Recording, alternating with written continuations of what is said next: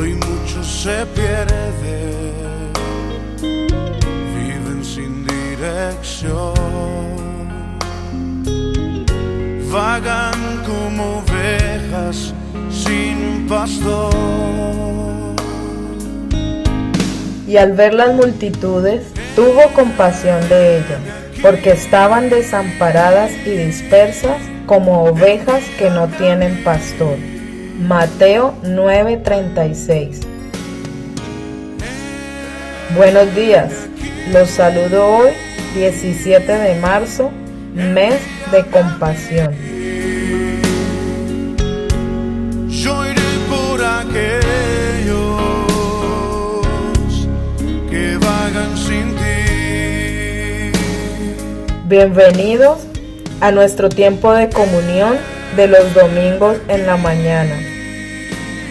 Continuamos el enfoque en la iglesia con el tema Los pámpanos de la vid. Heme aquí, envíame a mí. Hola, buenos días. ¿Cómo están? Qué bueno. Hoy en nuestro enfoque general con el tema la iglesia, vamos a meditar juntos en los pámpanos de la vid. Oremos nuevamente. Padre, en el nombre de Jesús, gracias te damos por este tiempo, por esta nueva oportunidad que nos das, Señor, de congregarnos en tu nombre. Estamos unidos a ti, somos uno contigo, Señor, en este momento. Todo nuestro ser está dispuesto para ti. Nuestro corazón está abierto para recibir tu palabra. Envía tu luz y tu verdad. Guíanos por estar delante de ti para tu gloria y honra. En el nombre de Jesús. Amén. Abramos inicialmente nuestras Biblias en Juan capítulo 15 y consideremos el verso número 1. Juan capítulo 15. Mientras nos ubicamos todos allí en Juan capítulo 15, quiero hacerles un recorderis del Evangelio de Juan, un repasito del capítulo 1 hasta el 15. El capítulo 1 de Juan es uno de los capítulos más importantes de toda la Biblia. Les quiero contar o recordar que ese capítulo 1 de Juan nos une las dos eternidades, la eternidad pasada y la eternidad futura. Y en medio de eso nos muestra los eventos principales donde se manifiesta el Señor ejecutando el plan de Dios. En el capítulo 2 tenemos el principio de vida, donde el Señor convierte agua en vino. ¿Lo recuerdan? Y ese mismo principio el Señor lo aplica con 9 ejemplos que encontramos desde el capítulo 3 hasta el capítulo 11. En el capítulo 12 de Juan encontramos como la consecuencia de esa manifestación de convertir el agua en vino o lo muerto en vida, con la multiplicación de la iglesia en el capítulo 12. Convertir lo muerto en vida da origen a la iglesia. La iglesia surge en resurrección. Eso está en el capítulo 12. En el capítulo 13, ¿le recuerdan? Es cuando el Señor hace la última cena, tiene la última cena con ellos antes de ir a la muerte, antes de ir a la cruz. Y Él lava los pies de sus discípulos. Es un capítulo muy interesante que recién estuvimos analizando hace unos meses atrás. En el capítulo 14, que es uno de los capítulos menos comprendidos del Evangelio de Juan, de los capítulos peor interpretados, y de esa mala interpretación del capítulo 14 de Juan se deriva cualquier cantidad de errores de interpretación en otros apartes de la palabra. Así que les recomiendo mucha atención con el capítulo 14, mirar lo que realmente está escrito. En el capítulo 14 vemos cómo el Señor sufre un proceso. Él les dice a los discípulos: voy y vengo. Algunos piensan que se fue porque fue a morir y cuando dice vengo, les tomó el pelo y realmente no iba a venir, sino que iba a esperar 2000 años o más para venir. Pero Él les dice que no les va a dejar huérfanos y Él cumple su palabra. Él fue en la muerte y regresó en resurrección.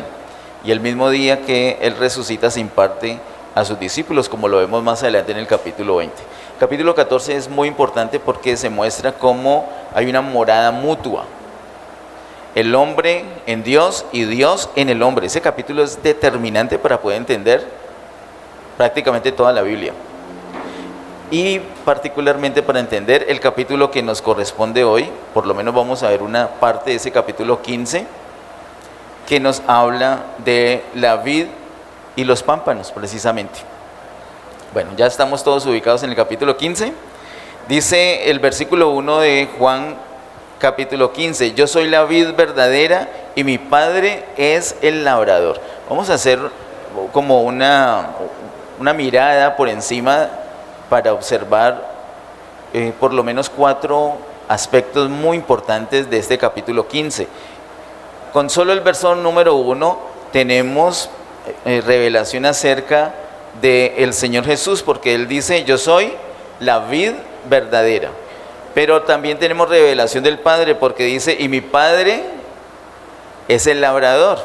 Así que tenemos al Hijo y tenemos al Padre. Y un poco más adelante, en el versículo 26, ya casi terminando el capítulo 15, dice, pero cuando venga el Consolador, a quien yo os enviaré del Padre, el Espíritu de verdad, el cual procede del Padre, Él dará testimonio acerca de mí.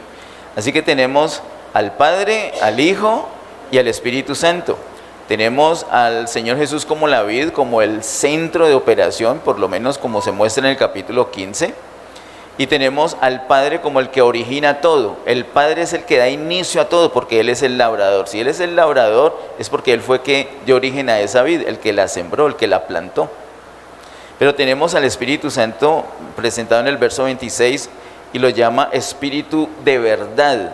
El Espíritu es el que hace posible que todo lo que ha hecho el plan, todo el plan que ha desarrollado el Padre y ejecutado el Hijo, sea aplicado a nuestra vida. Por eso es llamado el Espíritu de verdad. Él aplica toda la obra de Jesús conforme al plan del Padre, lo aplica a nuestra vida. Y hoy en día es el Espíritu Santo que está dándonos todos los beneficios de la obra de Jesús a nuestra vida. Día a día es el Espíritu Santo que hace eso. Por eso el Espíritu de verdad. Y la clave de la aplicación del capítulo 15, por supuesto, que es la manifestación del Espíritu Santo en nuestra vida. No solamente está el Padre, el Hijo y el Espíritu Santo, sino que en la primera parte del verso 5, dice Juan 15:5, la primera parte dice, yo soy la vid, vosotros los pámpanos. Habla de la iglesia. De la iglesia que dice que somos los pámpanos, o sea, las ramas de esa vid.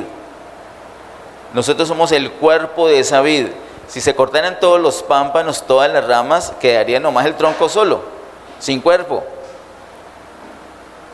Nosotros somos, como lo vimos, de acuerdo a Efesios capítulo 1, el año pasado, nosotros somos el cuerpo, también de acuerdo al capítulo 2, Efesios 1 y 2, nosotros somos el cuerpo de Cristo. Esos pámpanos, esas ramas, son las que le dan el cuerpo a la vid. Así que está revelado el Padre, el Hijo, el Espíritu Santo, pero también la iglesia como los pámpanos de esa vid. ¿Para qué esa presentación del capítulo 15? Dice el versículo 2, todo pámpano que en mí no lleva fruto, lo quitará. Hay una necesidad que el pámpano lleve fruto. Y ese fruto es la manifestación de la vida interna que corre por la vid. Y esa vida interna es la vida de Dios mismo. La vida de Dios corre por dentro, se manifiesta en la vid, pero la vid no se queda allí, solamente el tronco, sino que se extiende como ramas, que es la iglesia, pero no queda allí, sino que también cada una de esas ramas tiene que llevar un fruto. Y cuando sigue la extensión de esa rama hasta llegar al fruto, entonces podemos decir que el Padre ha sido glorificado. Como hemos visto en varias ocasiones, la gloria o la glorificación del Padre, que también corresponde a la glorificación del Hijo, es la manifestación de Él. La iglesia manifiesta la vida del Padre cuando lleva fruto. Y para eso están no el tronco, no la vid como tal, mucho menos el labrador, sino los pámpanos. Nosotros mismos como pámpanos estamos ahí para esa función. Dice en el capítulo 1 de Juan, el versículo número 4, Juan capítulo 1, verso 4 dice: en él estaba la vida y la vida era la luz de los hombres, refiriéndose al Señor Jesús. En el Señor Jesús estaba la vida, porque el Señor es una semilla, lo hemos visto, es una semilla. Jesús es una semilla que contiene la vida de Dios, la vida del Padre. Y ahora lo vemos en el capítulo 15 como la vid que contiene esa vida. Pero no solamente la contiene, también un poco más adelante, allí mismo en el capítulo 1, verso 18, Juan 1, 18 dice: a Dios nadie le vio jamás. El unigénito Hijo que está en el seno del Padre, Él le ha dado a conocer. De tal manera que tenemos al Señor Jesús conteniendo la vida del Padre, es decir, esa vid por la cual fluye la vida del Padre. Pero no solamente contiene la vida, sino que la manifiesta conforme a lo que dice el versículo número 18. El Hijo manifiesta la vida. ¿Y cómo la manifiesta? Con unas extensiones de esa vid que se llaman pámpanos o ramas. Y esas ramas no se quedan allí, sino que llevan un fruto. Cuando sale ese fruto, entonces se manifestó plenamente la vida que corre por el interior de la vid, que es la vida del Padre Celestial. Ese es el cuadro general que tenemos entonces en Juan capítulo 15. Vamos a mirar detenidamente en Juan capítulo 15 la primera parte del verso 1. Es una palabra muy curiosa, no podemos pasar por alto. Les recuerdo que la Biblia no es un libro de lectura rápida, la Biblia es un libro de lectura lenta, de meditación. No corra leyendo. A veces está tan bueno el capítulo que uno quiere correr, pero cuando corre se pierde detalles tan importantes como la primera frase que dice el versículo número 1 de Juan 15. Dice: yo soy la vid verdadera. Al decir vid verdadera está insinuando algo, ¿no crees? ¿Qué está insinuando? Que también puede haber una vid, ¿qué? También puede haber una vid falsa. Pero Jesús es la vid verdadera. Entonces, ¿cuál es la vid falsa? Les invito a que miremos en Salmos capítulo 80. Salmos 80, el verso número 8. Salmos 88 dice: hiciste venir una vid de Egipto. ¿Le suena eso a algo? ¿A quién fue que el Señor hizo venir de Egipto? ¿No? ¿Ni idea? ¿A quién? ¿No? ¿Ni idea? Hiciste venir una vid de Egipto, echaste las naciones y la plantaste. ¿De quién es? De Israel, sin lugar a dudas. Es la vid que hizo venir de Egipto, echando a todas las naciones para favorecer a Israel, y todavía lo sigue haciendo. Bueno, cada vez que nos encontramos algo en la palabra tenemos que aprovechar, porque en el día a día tú tienes que tener una posición clara con Israel. Algunos se han dejado llevar por la corriente del mundo, algunos creyentes, y se han pronunciado en contra de Israel. Han dicho maldiciones contra Israel. Y perdone la expresión, pero es una tontería, es una locura. Porque el que maldice a Israel, ¿qué sucede? ¿Va a ser bendecido? No, tiene maldición. Nosotros tuvimos que hacer una declaración formal acá, yo no sé si lo recuerdan, eso lo hicimos el año pasado, porque desafortunadamente el gobierno de nuestro país dijo maldiciones, tanto el presidente como el canciller hicieron unas maldiciones sobre Israel. Maldijeron a Israel de una manera terrible. Y como nosotros tenemos esa cobertura, hayas o no votado por este gobierno, te guste o no, es la autoridad y le debemos respeto a esa autoridad, pero respeto no implica irnos de cabeza por el despeñadero con ellos. No podemos maldecir a Israel ni unirnos a los que maldicen a Israel, eso es una locura. Y no es que la iglesia esté de acuerdo con el gobierno de Israel o con la política de la nación de Israel, pero es el pueblo escogido por Dios y punto. Nosotros tenemos que orar y bendecir a Israel, no maldecir. Aquí vemos que esa vid que hizo volver de Egipto, pues es Israel. Quiero que miremos, por favor, en Isaías capítulo 5, el verso 2. Isaías 5, hay muchos pasajes, pero solamente seleccioné algunos. Isaías 5, verso 2, dice: la había cercado y despedregado y plantado de vides escogidas. Había edificado en medio de ella una torre y hecho también en ella un lagar, y esperaba que diese uvas, y dio uvas silvestres, o sea, no fue bueno el fruto. Y eso tuvo una consecuencia. El Señor esperaba que Israel diera fruto. ¿Fruto de qué? Fruto de su reino. El Señor tenía establecido su reino en Israel, y al no tener el fruto que él esperaba, tuvo unas consecuencias. Esas consecuencias las estuvimos charlando, creo que fue en el año 2021, tenemos las prédicas en el canal de YouTube.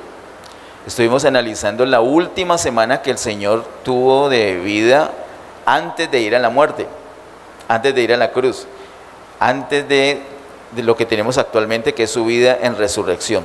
Una semana antes él estuvo ministrando específicamente al pueblo Israel, y hay unas parábolas que nos hablan acerca de esa semana muy interesante. Una de ellas es acerca de la vid, y el Señor dice acerca de la vid, que era Israel en ese momento, que le quita el reino y se lo da a otras personas. Vamos a leerlo en Mateo capítulo 21, verso 43. Mateo capítulo 21, verso 43 dice: por tanto os digo que el reino de Dios será quitado de vosotros y será dado a gente que produzca los frutos de él. ¿Qué es él?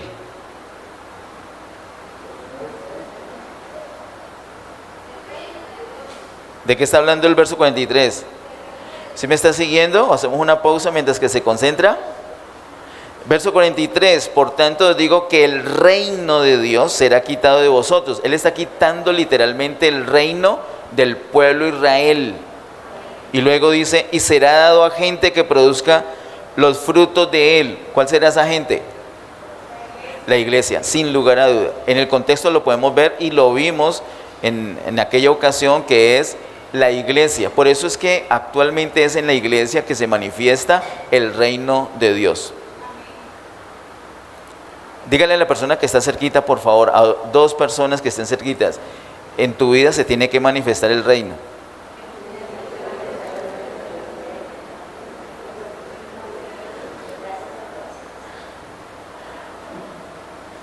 Hay muchas personas que llegan a la iglesia del Señor, no estoy diciendo al templo, estoy diciendo a la iglesia del Señor, es decir, tienen a Cristo en su corazón y piensan que son libres de hacer, de decir, de pensar, de sentir, etcétera.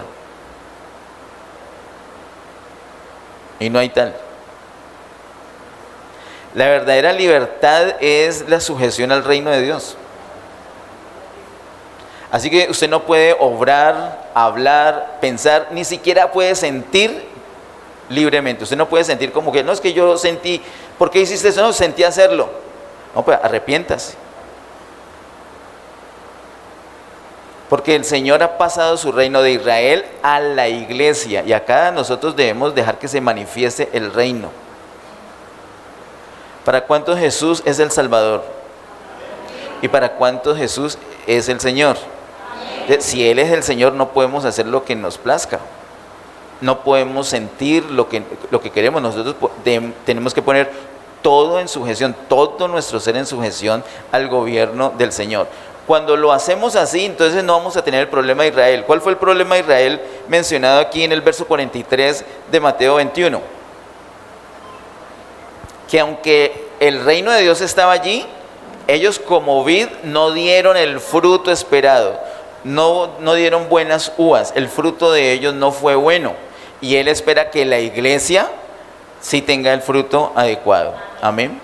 Por eso es imprescindible para nosotros dejarnos regir, señorear por Cristo. Que Él gobierne todo, que Él gobierne nuestro hacer, nuestro querer, nuestro pensamiento, nuestras motivaciones, todo.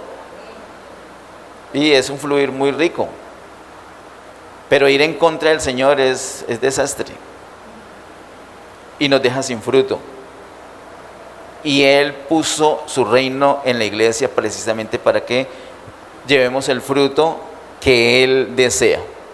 Por eso es que el Señor dice en la primera parte de Juan 15:1, yo soy la vid verdadera. Entonces no es porque quiso poner una palabra bonita, palabra verdadera, no, es porque había una vid antes, pero el Señor la desechó y puso su reino sobre la iglesia. Y ahora Él dice, yo soy Jesús, es la vid verdadera, pero que tiene unos pámpanos que ya no es Israel, sino que es la iglesia. Ahora, si algún israelita, si algún hebreo, si algún judío recibe a Cristo, entonces ya pasa a ser parte de la iglesia y ya se convierte en uno de los pámpanos de esa vid. ¿De acuerdo? Bueno, muy bien. Vamos a nuestro siguiente bloque de citas y aquí ya entramos en materia. Vamos a Juan capítulo 15. Y miremos los versos 1 al 11. Juan capítulo 15.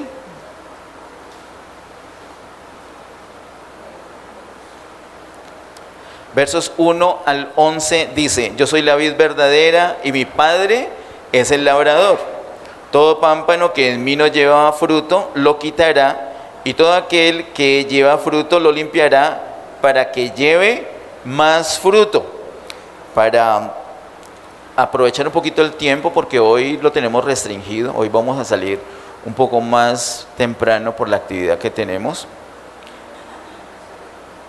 Entonces voy a hacer unas pausas en el momento para hablarlas. Dice el verso 3, ya vosotros estáis limpios por la palabra que os he hablado. Versos 2 y 3 nos habla de un asunto que técnicamente para los agricultores, ¿cómo se llama?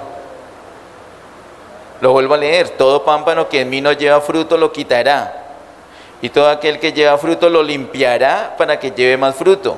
Ya vosotros estáis limpios por la palabra que os he hablado. ¿Cómo se llama eso? Podar. Todavía no va a cosechar, sino que está podando. Este no tiene fruto, ¿qué hace? Lo corta. Este sí lleva fruto, ¿qué hace? Literalmente con las palabras del verso 2, ¿qué hace? Lo limpia. ¿Y cuál es el propósito de limpiarlo? Que lleve más fruto. ¿Y con qué lo limpia? Según el verso 3, con la palabra. Nosotros somos esas ramas, esos pámpanos, y sobre esas ramas es que viene la poda, la limpieza. La limpieza no es que te coge con un pañito húmedo y te hace suavecito, así como Sarita le hace a Emma, no. ¿Cómo es la poda? Con una tijera enorme, ¿cierto? Y troza ese pedazo. Y si la rama pudiera exclamar algo, ¿qué diría? ¿Qué rico? No, ¡ay! ¡Dolor! ¿Cierto? Algunas personas piensan que al llegar a la iglesia todo es color de rosa. No, ¿sabes qué? Más vale todo es ¡ay! ¿Por qué? Porque el Señor se quiere desquitar. ¿Por venganza del Señor? No. Lo está, ¿qué está haciendo con usted? ¿Lo está qué? Lo está limpiando. ¿Para qué? ¿Para qué? Para que lleve más fruto. Entonces dirán, pero yo no he llevado fruto, ¿y por qué se metió conmigo? Ah, porque como no lleva fruto, entonces ¿qué es lo que no te está podando? ¿Te está qué? Cortando.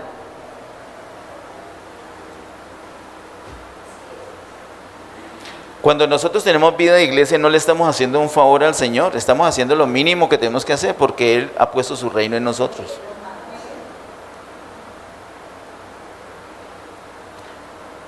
Dígale a la persona que esté cerquita, eres una rama de la vid.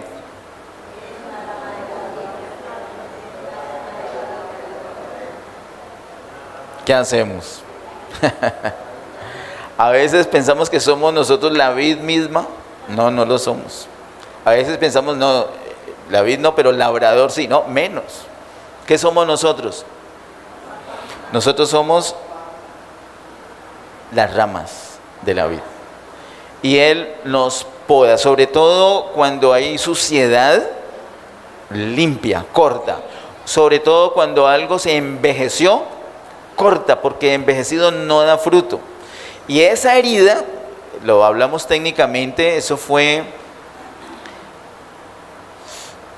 si no estoy mal, fue en el mes de febrero, los miércoles de febrero del año anterior, tal vez, que hablamos de la poda. Hay varios tipos de poda, y hay una poda de limpieza, pero también hay una poda de renovación. No solamente es quitar las partes dañadas, secas o la basurita, sino que ustedes han visto las podas, han visto en vivo o por video las podas.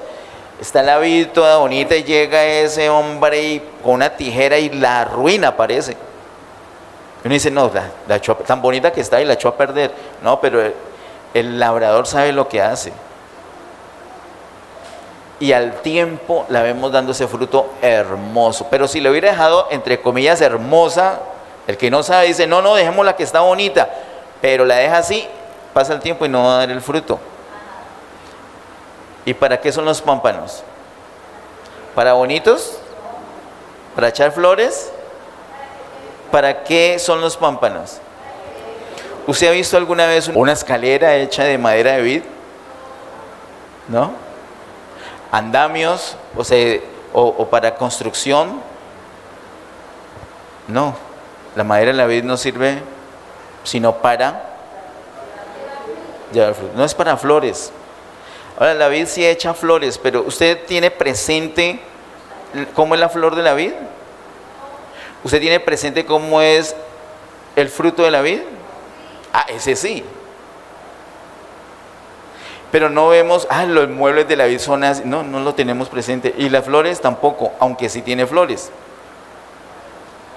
Es que el fuerte de la vid no es la madera para hacer cosas, ni tampoco las flores. ¿Cuál es el fuerte de los pámpanos? Llevar el fruto, no más. Si puedes, me acompañas un momento a Ezequiel capítulo 15. Ezequiel capítulo 15, versos 2 y 3. Dice en Ezequiel 15, 2 y 3, Hijo de hombre, ¿qué es la madera de la vid más que cualquier otra madera? ¿Qué es el sarmiento entre los árboles del bosque?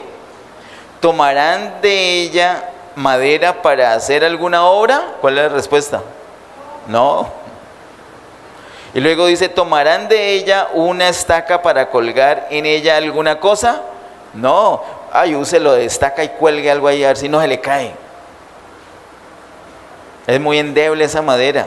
No es para eso. Solamente sirve para una cosa, un pámpano. Una rama de vid solamente sirve para ¿qué? ¿Solamente sirve para qué? Para llevar fruto. De los que están aquí, ¿cuántos son buenos para los negocios? Levanten la mano. Buenos para los negocios. Buenos para la construcción.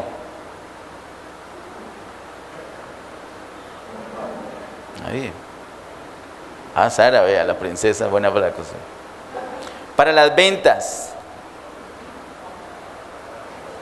Para enseñar. Para oficios varios. Para atender enfermos. Bueno, y podríamos mencionar muchas profesiones. Contadores, mecánicos, ingenieros, predicadores inclusive. Miren, escúchenme, Ustedes que levantaron la mano, quiero recordarles algo. La palabra dice que usted es un pámpano. La palabra de Dios dice que su esencia, su fuerte, no es las ventas, no son los oficios varios, no es la enseñanza. ¿Sabe cuál es su esencia? ¿Cuál es su fuerte? Llevar fruto. Usted no se sienta feliz en la vida, usted no dice, no, yo ya estoy desarrollado profesionalmente porque mire, no solamente tengo títulos, sino que ya he hecho empresa. No, usted no, por favor, perdiste el tiempo. El Señor no te puso para eso. ¿El Señor te puso para qué? ¿Para qué nos puso el Señor? Para llevar fruto. Eso es un asunto serio. Es para llevar fruto. No para que seas un buen contador o un buen administrador, un buen ingeniero, un buen cantante, un buen conductor, un buen deportista. No es para eso. Es para que lleves fruto. Me gusta recordar, y ojalá tomen notica, no tenemos la cita escrita allí entre las elegidas, pero que tomen notica, y en tu casa cuando puedas haces una comparación entre el capítulo 4 y el capítulo 5 de Génesis. En el capítulo 4 de Génesis se mencionan una larga lista de varias generaciones, una descendencia de varias generaciones que fueron muy famosos, fueron constructores, se dedicaron a las artes, se dedicaron a muchas cosas asombrosas, un ingenio espectacular. ¿Y qué pasó con todas esas generaciones? No les sirvieron al Señor. Y ellos estaban muy orgullosos porque eran constructores, porque eran artistas, porque eran ingenieros, pero no les sirvieron al Señor. Y la vida de ellos, los años de la vida de ellos no son contados, dando a entender la palabra de Dios que solamente desperdiciaron su vida. Capítulo 4 de Génesis. Capítulo 5 de Génesis parece gente simple, parece gente ignorante. No hay ingenieros, no hay contadores, no hay administradores, no hay artistas, no hay deportistas. Esa gente lo único que hacía era engendrar hijos, vivir, volver a engendrar hijos y luego morir. Y la siguiente generación, ¿qué hacía? Engendraba hijos, vivía otro tiempo, volvía a engendrar hijos y luego morían. Y la siguiente igual. Y es un capítulo hasta aburridor de leer. Esta gente no se la pasaba, sino no tenían televisión. Tengan y tengan hijos. Sin embargo, usted nota que a todos ellos los años les son contados. ¿Qué quiere decir esto? Que la vida de ellos sí valió la pena delante de Dios porque enfocaron el propósito de Dios. Si tú te sientes realizado porque eres un gran profesional en algo, pero no llevas fruto, permíteme recordarte que el Señor te puso no para ser un gran profesional, el Señor te puso para que lleves fruto. ¿Qué quiere decir? Que no, entonces al traste, perdí el tiempo con mi profesión. No, lo que pasa es que depende de tu actitud. Si usas tu profesión para enfocarte en ella solamente, sí, perdiste el tiempo, perdiste tu vida y la plática que le metiste a esa profesión. Pero si utilizas eso como el medio, como vas a llevar fruto, genial. Porque ¿para qué te puso el Señor? ¿Para qué te puso el Señor? Para llevar fruto. Algunas personas en la iglesia se la pasan estudiando porque piensan que eso es lo que el Señor les puso a hacer. El Señor no los puso a estudiar. ¿El Señor los puso a qué? O sea que la enseñanza es no estudiar. No, la enseñanza es ¿qué? Llevar fruto. ¿Estudió? Ok, entonces lleve fruto, aproveche que estudió y lleve fruto. No estudió, entonces ¿qué tiene que hacer? Lleve fruto, aproveche que no estudió y lleve fruto. Es un gran profesional, gloria a Dios, lleve fruto. O sea, la esencia es llevar fruto. Cuando te pregunten cuál es tu verdadera profesión, tienes que decir, yo soy un pámpano. Entonces, ay, ¿cómo así eso qué es? Bueno, una rama de la vid. Ay, ¿cómo así? ¿Y a qué te dedicas? Gloria a Dios, a llevar fruto. A eso nos dedicamos. Por lo menos es lo que el Señor espera. El Señor quitó el reino de Israel porque ellos no llevaban el fruto del reino. Nosotros ahora tenemos ese reino y tenemos que llevar ese fruto. Dígale a la persona que está allí, esa persona no se puede escapar de esto. Por favor, dígale a 2 personas. Dígale, por favor, no deje de hacerlo. Dígale, tienes que llevar fruto. Tienes que llevar fruto. Así que el labrador limpia, poda, ¿cierto? Como hemos visto en Juan, volvamos por favor, Juan capítulo 15, versículos 2 y 3. Sigamos la lectura, verso 4 en adelante. Mire la clave, verso 4 en adelante. Permaneced en mí y yo en vosotros. Como el pámpano no puede llevar fruto por sí mismo si no permanece en la vid, así tampoco vosotros si no permanecéis en mí. Entonces, Dios mío, pero es que yo no soy bueno para eso. No. ¿Tú qué eres? Un pámpano. ¿Y qué hace el pámpano? Lleva fruto. ¿Tienes que saber algo? No, lo único que tienes que saber es que eres un pámpano. ¿Y qué hace el pámpano? Permanece unido a la vid. No tiene que saber nada. Solamente saber que es pámpano y permanecer unido a la vid. Si permanece unido a la vid, ¿qué consecuencia va a traer eso? Fruto, va a llevar fruto. ¿Ha pasado el tiempo en tu vida con el Señor y no llevas fruto? ¿Qué será? Blanco es, gallina lo pone y déjalo correr. ¿Qué es? Que no has estado, no has permanecido, ¿qué? Unido al Señor. Si permaneces unido al Señor, ¿qué va a suceder?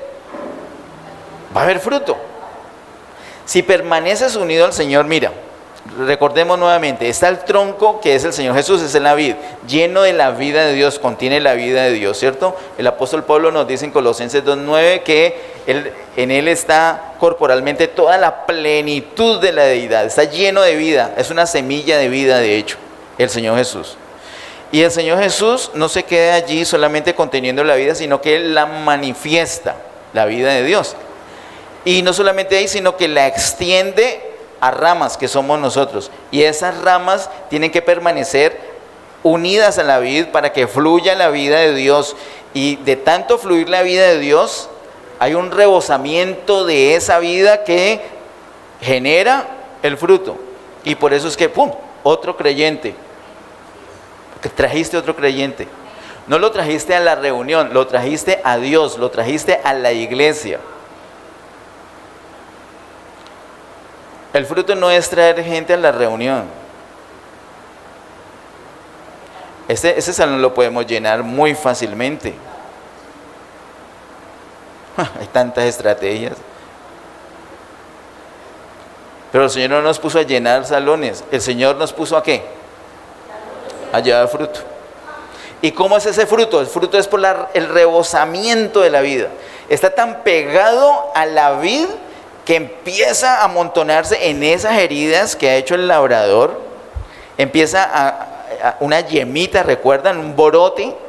Y sale una ramita nueva que es la que va a llevar el fruto. El fruto es el rebosamiento de la vida del Señor. Y como se manifiesta la vida del Señor, entonces el Señor es glorificado. ¿Cuál es la clave según el verso 4 entonces para llevar fruto? Permanecer en el Señor. Tenemos que permanecer. Verso 5. Yo soy la vid, vosotros los pámpanos. El que permanece en mí y yo en él, ¿qué dice? Este lleva mucho fruto, porque separados de mí nada podéis hacer. El que en mí no permanece será echado fuera como pámpano y se secará, y los recogen y los echan en el fuego y arden. Algunos han dicho que este verso 6 muestra que la vida eterna se pierde, porque vea, era pámpano, no llevó fruto, entonces lo cortaron y lo echaron al fuego, perdió la vida eterna. No, es una pésima interpretación. El capítulo 15 no habla de la vida eterna. El que habla de la vida eterna es otro capítulo que vimos reciente, es el capítulo 10, o también el capítulo 3, pero el capítulo 15 no, el capítulo 15 no nos habla de vida eterna. Y eso que dice el verso 6, el que en mí no permanece será echado como pámpano y se secará, y los recogen y los echan en el fuego y arden, es otro tema, es otra cosa. ¿De qué se trata? Si no permanece en la vid, obvio que se va a secar, ¿o no? Claro, se seca. ¿Te ha pasado o no te ha pasado? A mí me ha pasado. Yo me descuido en mi relación con el Señor, ¿y qué me va a pasar? Me voy secando, me voy secando. Y recuerdo con nostalgia una adoración por ahí, ay, me acuerdo, y ahora esa adoración no, apenas nostalgia, no puedo ni adorar, me sequé, no me dan ganas ni ir a la reunión, no me dan ganas ni de orar, no me dan ganas de leer la palabra, estoy seco. Claro, se separó de la vida, se seca. Y una persona que se seca, ¿qué hace? El versículo número 6, ¿qué hace? Será echado como pámpano y se secará, y los recogen y los echan en el fuego y arden. Una persona que no dependa del Señor en esta dispensación de gracia, en la próxima dispensación va a tener un castigo temporal. Eso es lo que habla el verso 6, de lo que hemos hablado una y otra vez. Casi nadie habla de eso, pero la Biblia sí. Ojalá las personas que escuchen esto que acabo de decir en el canal de YouTube, miren los evangelios y miren sobre el castigo temporal que hay. Lean la profecía del Señor en Mateo 24 y 25, por ejemplo. En fin, eso es lo que habla. No es que se pierde la vida eterna, sino que hay un castigo temporal, precisamente porque el Señor necesita la iglesia madura para que reine eternamente con Él. No es que todo muerto es bueno, ¿no? Si murió y estaba separado de la vida, murió seco y tiene sus consecuencias. Usted no crea, vuelvo a decir, usted no crea que usted puede vivir como quiera. Ya no, eso era antes. Y la carne de pronto le hace dar ganas a usted de echar reversa. Peor, le tengo pésimas noticias, usted ya no puede echar reversa. Si usted es hijo, hijo se queda, hijo será siempre. Bueno o malo, lo que sea, pero hijo. ¿Tiene consecuencias ser bueno o malo? Sí. ¿En qué sentido? En que usted tiene que permanecer en la vida. Y eso es lo que le da vida, mantiene fresco, mantiene vivo. Y como consecuencia va a llevar fruto. Muy bien, mire que la clave es permanecer. ¿Cómo hacemos para permanecer? En Romanos capítulo 8, no lo voy a leer, pero sí lo voy a mencionar. En Romanos capítulo 8, el verso 2 nos habla de una ley del espíritu de vida, que es la que nos libera de la ley del espíritu de muerte. Eso lo vimos reciente. Ya tenemos al Señor en nosotros y ya tenemos la ley del espíritu de vida en nosotros, según el verso 2 de Romanos 8. Un poco más adelante, en el versículo 5, nos habla de pensar en las cosas del espíritu, enfocarnos en las cosas del espíritu. Versículo 5. Y versículo 6, la consecuencia de pensar en las cosas del espíritu. ¿Cuál es? Terminamos involucrados en las cosas del espíritu y por lo tanto vamos a tener vida y paz. ¿Qué es eso de permanecer? Es enfocar nuestros pensamientos, nuestras prioridades en las cosas del espíritu. De tanto enfocar allí, terminamos involucrados en eso y vamos a tener vida y paz. Eso es permanecer. Ahora, mire que dice el versículo 5, yo soy la vid, vosotros los pámpanos, el que permanece en mí, y luego ¿qué dice? Y yo en él. Si nosotros permanecemos en el Señor, ya acabé de decir cómo, si permanecemos en el Señor, automáticamente Él va a permanecer en nosotros. ¿Cómo hacemos para que el Señor permanezca en nosotros? Es decir, para que continuamente se manifieste en nosotros. Nosotros tomamos la iniciativa. ¿Cómo? permaneciendo en Él. Una búsqueda continua, orar continuamente, adorarle continuamente, cuidar la comunión. Cualquier mal pensamiento, cualquier mal palabra, cualquier mala actitud que rompa esa comunión, la resolvemos. Vamos y confesamos, como dice 1 Juan 1:9, confesamos el pecado y Él nos limpia y seguimos. Tenemos que cuidar la comunión. Y después de cuidar la comunión, darle todo el espacio al Señor. Esa es otra cosa. Nosotros de pronto resolvemos el asunto de la comunión. Si pecamos, confesamos y ya estamos bien. Y el Señor quiere llenarnos, como vimos en Efesios capítulo 3, hace como 3 años. Que no solamente quiere llenar nuestro espíritu, sino también nuestra alma. ¿Recuerdan las vírgenes? Las 10 vírgenes que nos habla Mateo capítulo 25. 5 de ellas eran prudentes y 5 eran insensatas. ¿Cuál es la diferencia? ¿Eran creyentes todas? Eran creyentes, porque todas tienen su lámpara encendida, entre otras cosas. Muchos predicadores dicen que 5 no eran creyentes porque no tenían la lámpara encendida, y eso es falso.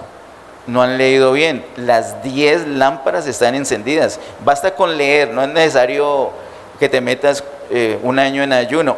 Lee solamente. Puedes comerte el sancocho de hoy, por ejemplo, y leer. Y al leer vas a darte cuenta que todas las lámparas tienen aceite, por lo tanto, todas las vírgenes tienen el Espíritu. Pero 5 de ellas solamente se ocuparon del aceite de su lámpara y no tomaron aceite extra para su vasija.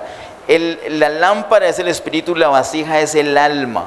Y como dice en Efesios capítulo 3, el Señor quiere habitar por la fe en nuestro corazón, no solamente en nuestro espíritu, quiere llenar también nuestra alma. Ese es el proceso que todos debemos cuidar, llenarnos de Él. Al permanecer en Él, entonces Él nos va a llenar absolutamente todo y le vamos cediendo. Entonces el Señor empieza a confrontarnos con la palabra que vimos que nos limpia y dice, estás viendo este programa de televisión, eso te afecta. Uy, pero ya vas una serie y ya vas en el capítulo 80 y son 82 capítulos, ya vas a terminar. Muy duro. Pero el Señor te está redarguyendo y diciendo, ya no mires eso, ya no vayas para allá, ya no utilices el dinero en esto, ya no, te dice un poco de cosas, te confronta. Entonces empezamos así como cuando comprábamos las zapatillas allá donde Ana, ¿no? ¿En cuánto me las deja? Empezamos a regatearle al Señor, Señor, más ratico me consagro, mañana me consagro, déjeme un mes, tráteme suave. Y entonces no le dejamos el espacio. Entonces, de pronto si atendemos el asunto de la comunión y la resolvemos. Y cuando Él quiere tomar más de nosotros, le decimos, hasta ahí, suave, Señor, conmigo. Pero Él quiere llenarnos, Él sabe lo que nos conviene. Eso es permanecer en Él, cuidar la comunión y darle libertad para que Él llene todo nuestro ser. No solamente aceite para nuestra lámpara, también para nuestra vasija. Amén. Que el Señor tome control de todo, de sus pensamientos, sentimientos, todo. Así permanecemos en Él. Versículo número 7. Si permanecéis en mí y mis palabras permanecen en vosotros, ¿aquí hay un cambio o no? Porque antes decía, permanecer en mí y yo en vosotros. Pero ahora el 7 dice, si permanecéis en mí y mis palabras permanecen en vosotros. Ya no dice el Señor, sino sus palabras en nosotros. ¿Esto qué es? Esto es cuando el Señor nos quiere enseñar bien y nos pone de plastilina todo para que nosotros veamos cómo es el asunto. ¿Cómo hacemos para que Él permanezca en nosotros? ¿Cómo hacemos de una manera práctica para saber si realmente estamos permaneciendo en Él y Él permanece en nosotros? Pues conforme al versículo número 7. Si permanecéis en mí y mis palabras permanecen en vosotros, pedid todo lo que queréis y os será hecho. ¿Cómo hacemos para saber si estamos permaneciendo en Él y Él en nosotros? Si permanecemos en sus palabras, dice el verso 7. Si permanecéis en mí y mis palabras permanecen en vosotros. ¿Cómo hacemos para que las palabras, mire que es plural. Hay 2 tipos de palabras. Veíamos anoche, hablamos un poquito con los jóvenes al respecto. Los que saben llaman a la palabra escrita, toda la palabra escrita la llaman palabra logos. Y la palabra que Dios te revela en un momento dado para una situación que estás viviendo, la llaman palabra rema. Las palabras plural, tanto logos como el rema, son palabras que nosotros tenemos que obedecer. Cuando como ramas estamos unidos al Señor, a la vid, Él nos va a estar hablando externamente con la palabra logos, cuando tú lees o cuando alguien lee, pero también internamente te está dando una palabra rema, una palabra específica para algo que estás viviendo, una decisión. Él te dice, no vaya para allá. ¿Cómo así que no? Uy, pero ¿cómo así? Ya tenía todo planeado. No vaya para allá. ¿Qué tienes que hacer con esa palabra? Obedecerla. Cuando tú obedeces la palabra logos o la palabra rema también, o sea, la externa o la interna, entonces estás evidenciando que esas palabras permanecen en ti. ¿Y por qué fue? Porque tú estás permaneciendo en el Señor. Esa es la manera práctica. Pero si el Señor te dice una cosa y tú sabes que no estás obedeciendo, es una manera práctica para saber que no estás permaneciendo en Él. Y peligro, ya vimos lo que sucede, versículos 5 y 6, cuando no permanecemos en Él. Bien, dice el verso 8, en esto es glorificado, el verso 7 dice, si permanecéis en mí, mis palabras permanecen en vosotros, pedid todo lo que queréis, y os será hecho. ¿No le parece de lujo eso? Pedir todo lo que queremos y que sea hecho. Esa parte nos gusta, pero ¿qué hay que hacer? Lo primero, lo que dice el verso 7, si permanecéis en mí y mis palabras permanecen en vosotros. Si somos obedientes a todo lo que nos diga el Señor, entonces ya somos uno con Él. Y cuando oramos, no vamos a orar un capricho o algo nuestro, sino algo propio ¿de quién? Del Señor. Les recuerdo o recordemos, queridos hermanos, que la oración no es tratar de convencer a Dios de algo que yo quiero, sino que la oración es que Dios ya me convenció de su voluntad y yo hablo conforme a Mateo 6. Venga tu reino, hágase mi voluntad, no, hágase tu voluntad, aquí en la tierra como es hecha en el cielo. Entonces, si somos uno con Él, si estamos en obediencia, ¿qué va a suceder? Cuando oramos, cuando pedimos, va a ser de acuerdo a la voluntad del Señor. Esa es la verdadera oración en el Espíritu, somos uno con Él. Cabalmente estamos orando en el nombre de Jesús, estamos en Jesús hablando, diciendo, tenemos toda la confianza de pedir. Verso 8, en esto es glorificado mi Padre, en que llevéis mucho fruto y seáis así mis discípulos. Como el Padre me ha amado, así también yo os he amado. Permaneced en mi amor. Nuevamente un cambio. Permanecer, primero dice permanecer en Él. Luego que las palabras sean las que permanecen en nosotros. Ahora habla de permanecer en su amor.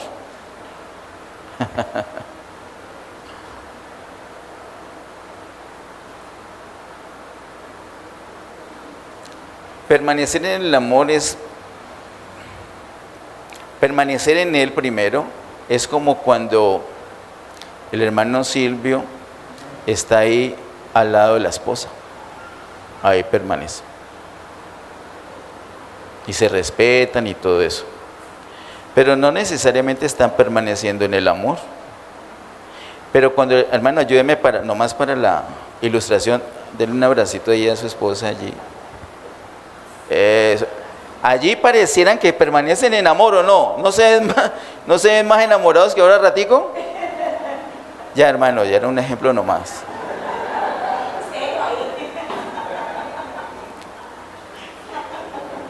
Hermanos, miren que es un poco distinto. Hermanos, miren que estamos llegando a un punto muy importante. Hay como dos niveles allí. Permanecer en el Señor, ¿cómo hago para saber? Porque estoy obedeciendo su palabra. Pero hay algo más íntimo. Y es permanecer en su amor. Cuando nos gusta, cuando nos hace falta, cuando nos enternece. cuando lo deseamos, cuando lo estamos disfrutando. Y eso es posible, claro. Pero es que no lo siento. Empiece por permanecer en Él. Punto. No, ya he intentado, hable con Él. Dígale, Señor, tu palabra dice que yo soy un pámpano, pero me estoy comportando como otra cosa. Ayúdeme, límpieme, sálveme, quíteme los estorbos. Y empezamos a permanecer en Él. Empezamos a permitir que las palabras de Él permanezcan en nosotros. Y empezamos nosotros a permanecer en su amor, como dice el verso 9. Como el Padre me ha amado, así también yo os he amado, permaneced en mi amor. Si guardareis mis mandamientos, permaneceréis en mi amor, así como yo he guardado los mandamientos de mi Padre y permanezco en su amor. Estas cosas os he hablado para que mi gozo esté en vosotros y vuestro gozo sea cumplido.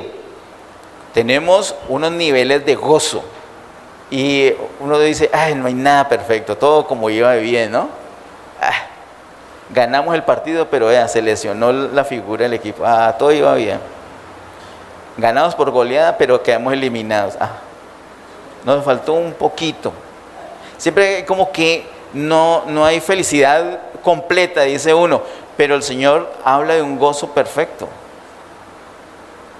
Y cuando buscamos cosas por fuera del Señor, pues no vamos a encontrar el gozo perfecto, pero en Él hay gozo cumplido. Y gozo cumplido quiere decir completo, perfecto. ¿Cómo es posible eso? Verso 11, estas cosas os he hablado para que mi gozo esté en vosotros y vuestro gozo sea cumplido. Es el gozo del Señor en nosotros, que puede ser un gozo completo. ¿Cómo? Con las palabras que nos ha hablado. ¿Cuáles? Las que ha hablado antes, es decir, las del versículo 1 hasta el versículo número 10. Esas son las palabras. Si hacemos eso, si tenemos en cuenta eso, nuestro gozo va a ser cumplido. A veces nos da miedo, no, es que si yo dejo eso o aquello, si yo hago todo eso, si permanezco en su amor, entonces a mí me va a hacer mucha falta esto del mundo, esto que satisfago la carne, estas invitaciones del diablo que a veces acepto, eso me hace falta. Voy a ser un miserable si renuncio a eso. Ese es el engaño del pecado que hablamos reciente. El verdadero gozo cumplido es este. Mucho cuidado, hermanos. Para terminar, miremos en Juan capítulo 15, los versos 12 al 17. Y ojo que esta es una palabra muy sobria. Es como una especie de medida. ¿Quieres medir qué tanto estás unido al Señor? ¿Qué tanto permaneces en Él? ¿Qué tanto permites que sus palabras permanezcan en ti? ¿Qué tanto permaneces en el amor del Señor? Mira lo que dice versos 12 al 17. Este es mi mandamiento, que os améis unos a otros como yo os he amado. Ese es el mandamiento. ¿Estás amando? ¿A quién tenemos que amar? Tú eres un pámpano. Tú como pámpano, ¿a quién tienes que amar? ¿A todos quiénes? Particularmente ¿a quiénes? A todos los pámpanos. No puede ser que yo amo a los pámpanos de este lado de acá, y a estos de acá no tienes que amar a todos los pámpanos. No puede ser selectivo, yo a unos pámpanos los amo, a otros pámpanos no los amo. No tiene sentido, porque los pámpanos están unidos a distintas vidas, no, uno solo. Y lo que fluye es una sola vida, un solo amor. Permanecemos en un solo amor, o es que permanecemos en varios amores, en un solo amor. Entonces, ¿eres capaz de amar a todos los pámpanos? Pues que no, entonces no estás permaneciendo en el amor. Ojo, versículos 12 al 17 nos hacen un diagnóstico para que tomemos la corrección de vida. Versículo 13. Nadie tiene mayor amor que este, que uno ponga su vida por sus amigos. Vosotros sois mis amigos si hacéis lo que yo os mando. Ya no os llamaré siervos, porque el siervo no sabe lo que hace su señor, pero os he llamado amigos, porque todas las cosas que oí de mi Padre os las he dado a conocer. No me elegisteis vosotros a mí, sino que yo os elegí a vosotros y os he puesto para que vayáis y llevéis fruto, y vuestro fruto permanezca, para que todo lo que pidierais al Padre en mi nombre, Él os lo dé. ¿Y cómo cierra esa parte? Esto os mando, que os améis unos a otros. El Señor es muy enfático y amamos el hecho que no hayamos sido nosotros los que escogimos al Señor, sino que Él nos escogió a nosotros. Esa parte la amamos, pero es que esa parte implica también que Él nos escogió, y Él nos escogió para, dices estrictamente, yo los escogí fue para. Él nos escogió para que seamos pámpanos, Él nos escogió para que seamos ramas. Entonces, ¿qué tenemos que hacer? Llevar fruto. ¿Y cómo hacemos para llevar fruto? Teniendo en cuenta lo que está acá. Tenemos que permanecer en Él. Tenemos que permanecer en su amor.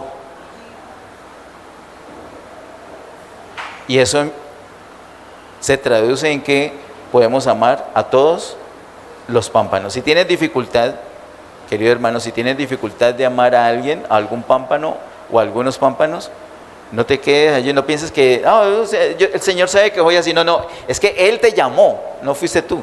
Es que Él te escogió, no fuiste tú que escogiste al Señor. Es que no sé, aquí está Jesús, acá está Buda, acá está Mariana, no sé. Jesús, no fue así. Nosotros estamos más embolatados, pero súper perdidos, y Él nos escogió. Y nos escogió, dice el verso 16, nos escogió para que vayáis y llevéis fruto y vuestro fruto permanezca. No podemos vivir de cualquier manera. Amén. Nos ponemos en pie y terminamos.